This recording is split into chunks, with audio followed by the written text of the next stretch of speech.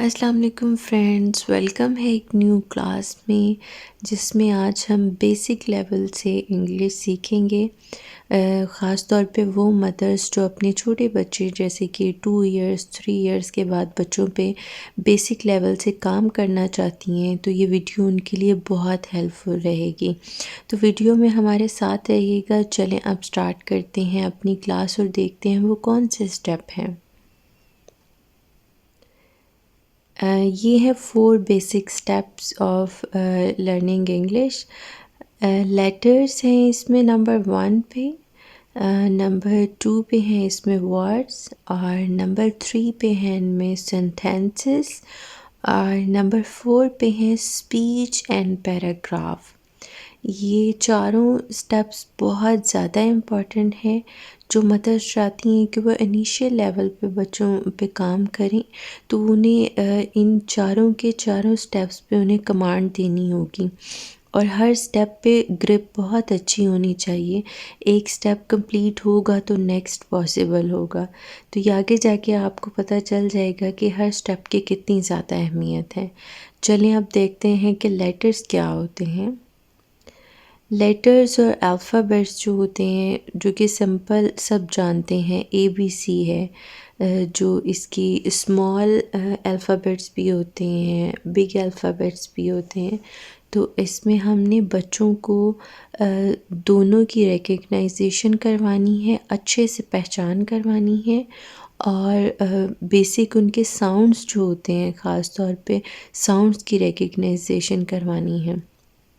और इस स्टेप पे हमने बच्चों को बहुत ज़्यादा तवज्जो के साथ इनकी बहुत पहचान करवानी होगी अल्फ़ाबेट्स की, तो फिर ही फर्दर जो स्टेप होगा वो पॉसिबल होगा।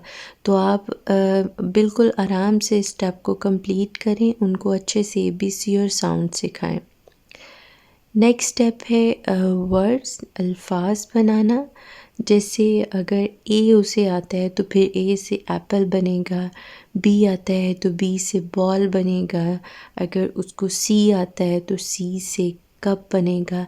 लेकिन अगर उसको अल्फ़ाबेट्स की ही सही से पहचान नहीं है और उसको उनके साउंड्स की पहचान नहीं है, तो ऑफ़ कोर्स उसके लिए सेकंड स्टेप बहुत मुश्किल होगा।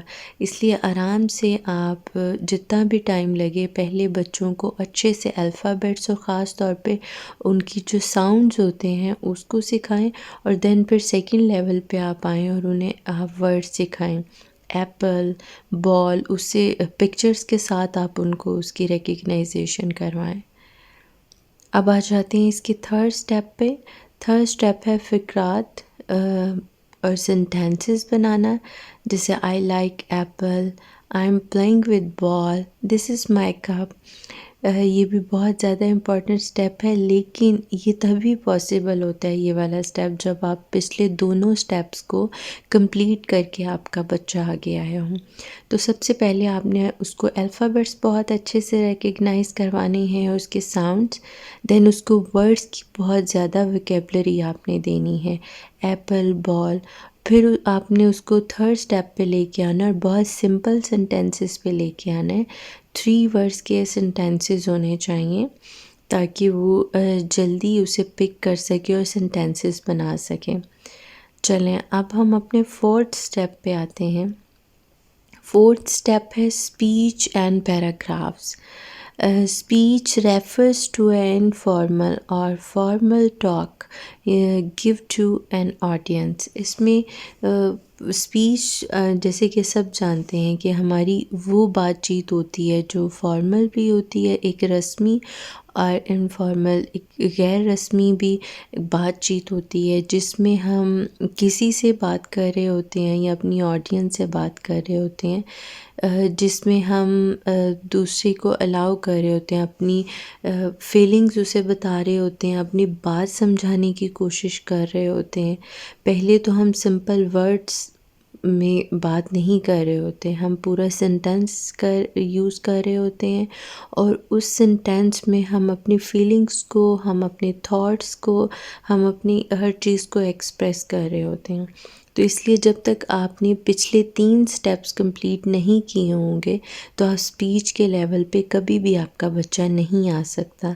तो इसलिए इस स्टेप पे आके उसका पूरी बॉडी लैंग्वेज भी मैटर कर रही होती है, उसकी वोकैबुलरी भी मैटर करती है, उसकी सेंटेंस मेकिंग भी मैटर कर रही होती है, और अल्फ़ाबेट्स तो बहुत ज़्यादा इम्पॉर्टेंट हैं।